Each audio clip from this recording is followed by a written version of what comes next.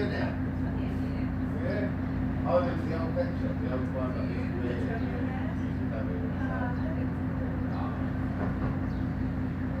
I think one of us go there.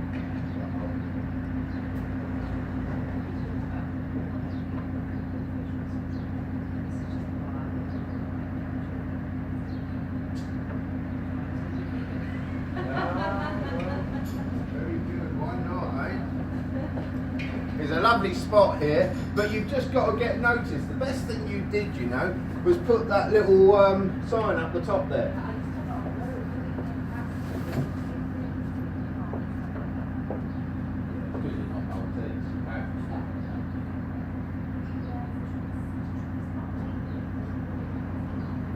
Well, I was going to come here yesterday, but yesterday I was up the other end, and they wouldn't let me in.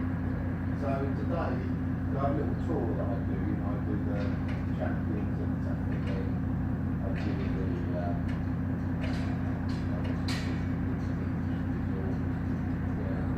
9 lives, which is owned by Zara as well. That's part of San Antonio. And this is my little tour. And I like Terry Berry as well over there. Oh, it's fantastic, that place. Yeah.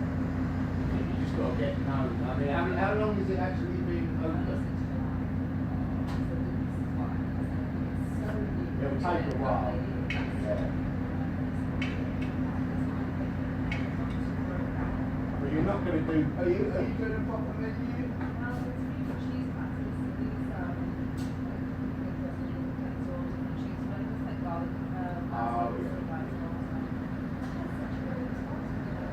What's an eggless sandwich?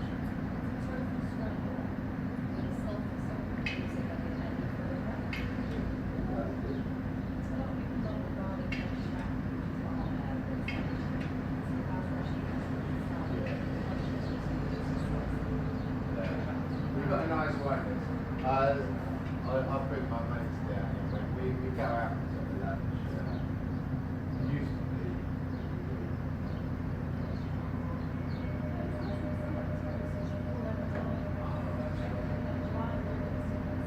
You can still serve alcohol, because a lot of places can't. You can a bit, but it's not our places. No, that's right. I'm going to grab my cigarette, otherwise it will burn your concrete there.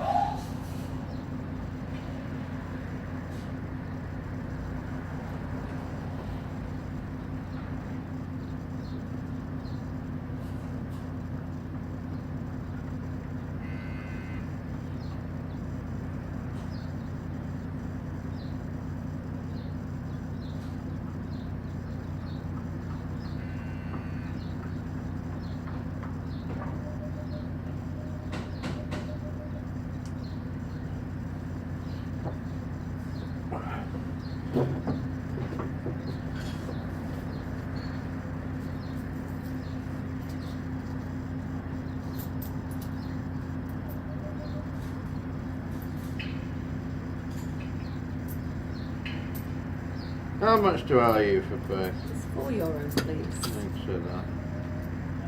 So what milk do you use in there then? Well, this is dairy. I always keep dairy milk for locals. Oh, okay. People, some people with a coffee, they're not vegan. You can't really alternate. It takes a lot to change the flavour. But that's the only non-vegan thing I do is the milk. How do you end up in Malta? me. I came on holiday, just thought it was really nice and peaceful. Yeah. I thought this is better than London. I worked in an investment bank. Oh, which one? EBRD. Big, Where are they in London? right by Liverpool Street Station. Oh, I know Liverpool Street. Yeah, I think it's a big owned by 26 countries. Oh, So it's okay. like an embassy. It was a really good job. Yeah. I had such good salary, good support in London.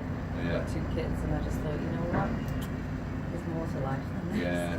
Last time I was at Liverpool Street, I went to that really big conference centre just round the corner. There was a conference on 155 Bishopsgate.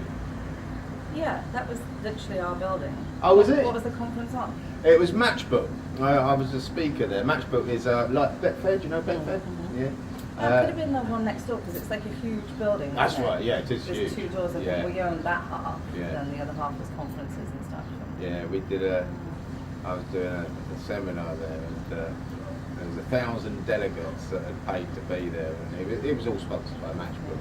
Matchbook are trying to be like Betfair, you know, another betting exchange. But they're trying to get traction is hugely difficult, because of course all the money goes to Betfair. That's what it is. But they're still going. We'll see. We'll see. So you're still in the industry? Yeah, I've got some software which is for Betfair. It's a trading application for Betfair. So it makes it, because Betfair, the website, is very clunky. They don't want to develop trading software. So we were the first company to create a trading platform that made it really, really easy to place bets and trade out of those bets. I'm sure you don't know much about gambling, but basically if you back something 4 to 1, yeah, then you think your opinion is that horse is going to win. Yeah. Take a horse for example. Yeah. But you back it before the race. Let's say you back it for 5 minutes before the race. Yeah. Then the price goes down to 3 to 1. You can trade out because you lay it. Yeah. And the difference is your margin. Yeah. Just the same as trading stocks or any derivatives, CFDs or stuff like that. Our biggest win on the horseback was 5,000. That's bigger than me. It's funny, but I hate gambling. I don't like gambling. Yeah, I'm a trader. I'm more into investment than gambling, but lately, because I invest a lot, I quite enjoy wasting some money gambling. I think it balances you. Just Bitcoin goes up as well. Oh yeah. I feel more secure, so I play a bit with my. Yeah, I've done really well on Bitcoin. Yeah. It's been really good. I'm very optimistic though. I am very much like the 10-year plan. Yeah. Not interested in now. Interested in then everyone's like cash out now, cash out now. No. I think I've got 10 coins, and I'm just very optimistic that one of them's going to pop. Yeah. We'll see. One that I was heavily into was a company called Digitex, which did really, really well.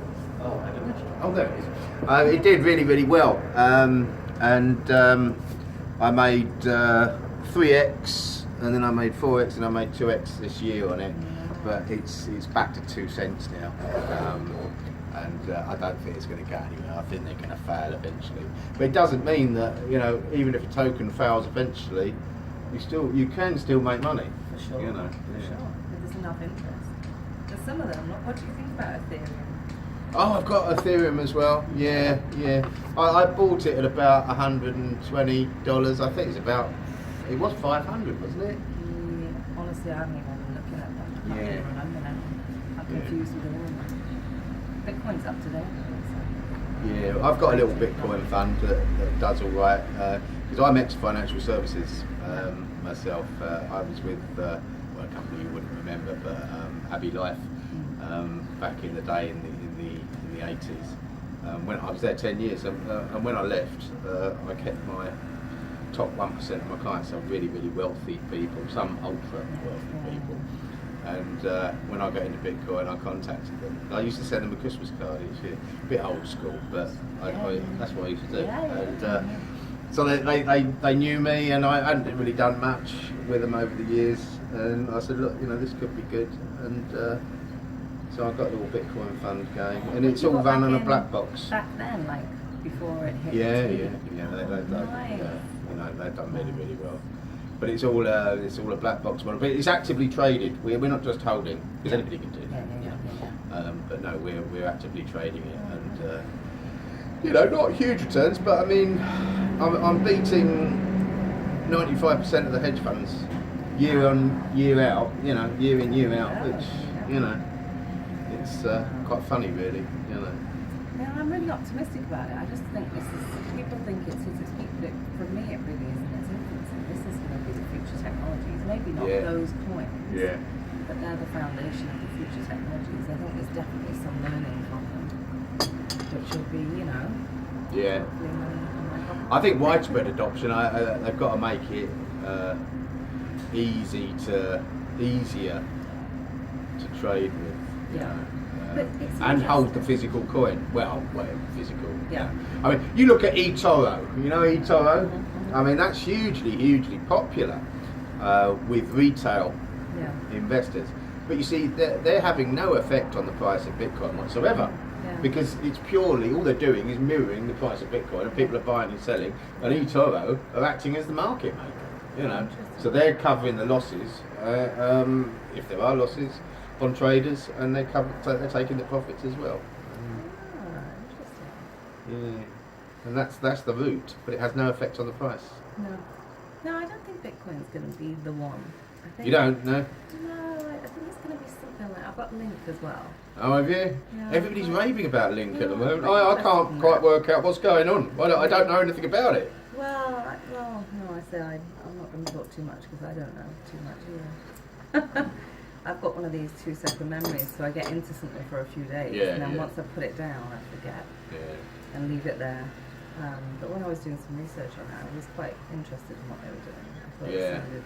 Litecoin as well, isn't they? Like, some people like Litecoin. Interesting times, but this virus has kind of thrown something that way because people are getting more concerned with. Well, that's the funny thing, you know, we're getting more people sign up for our application now than we ever had before. It's going really well because people are looking for things to do, you know, and also the gambling industry, which is really what we're in. That's the market. Even though we like to think we're traders, we're taking a pool of gamblers in, and people gamble more when things are going badly, you know. You have a look at you have a look at England. You know, the most bookmakers on the high street are always in the poorest areas. Always. True. It's true. It really is true. It's true. Yes, I was talking to my friend about that. He's in the industry, but he doesn't really flutter on anything like I do. No. I said, but I've never played the lottery. I was never into that. I just thought, what a waste of money. Did you live in London when you worked there? Yeah, I was there for 10 years. Whereabouts do you live? Greenwich. Oh, lovely. By the observatory? No, Millennium Keys, so it was down by... You know it? That new development. Yeah. Yeah. So one was the last development on the end, going towards the city. I was there. Did you ever use one of those driverless cabs down there? Because they've got never seen them. That is where they started. Addison Lee. John Griffin's a client. He founded Addison Lee, and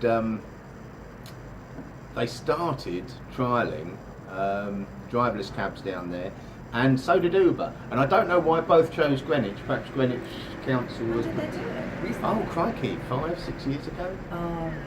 No, I wasn't there 5-6 years ago. It must have been just before, but I guess it didn't work. No, I think they still got them down there. Really? I think so. Yeah.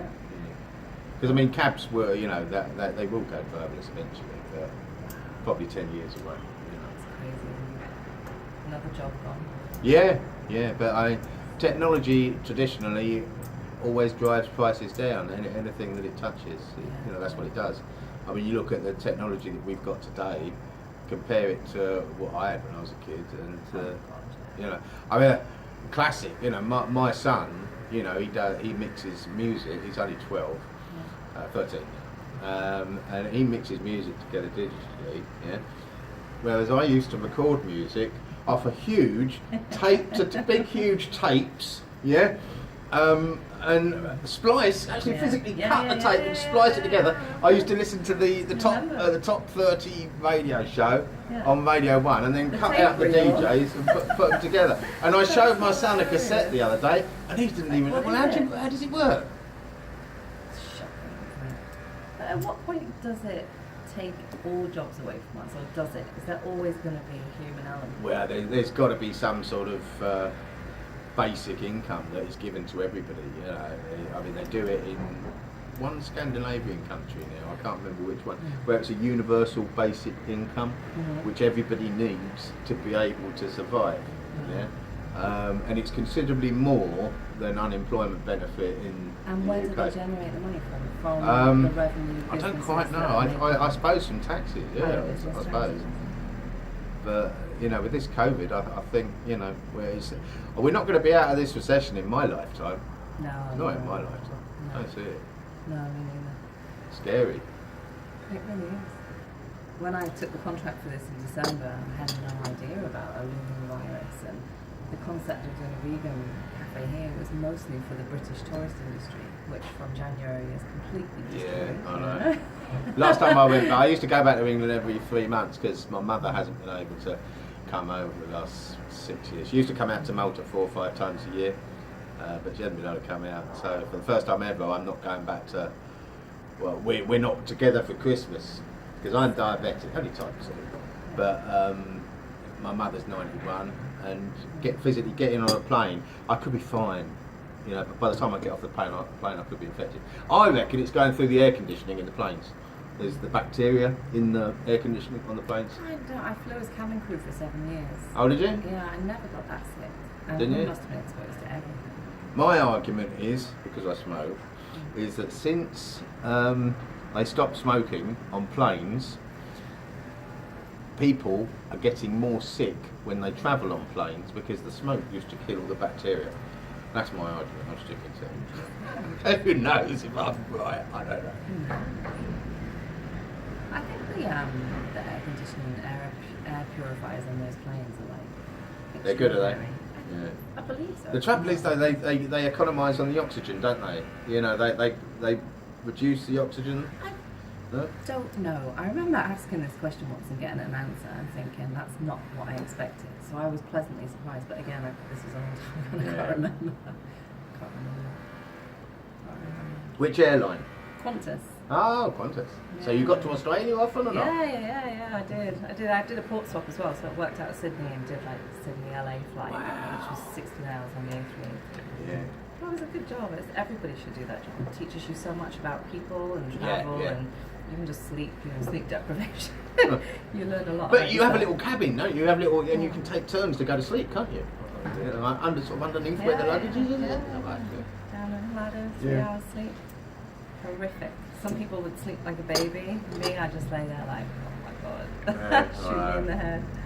Yeah, it's hard to sleep. I used to bounce over to Asia quite regularly because I've got a few clients there, and I would go via Dubai when I was going to either Jakarta or Manila or Bangkok or Singapore, and those flights used to kill me. You know. Me too.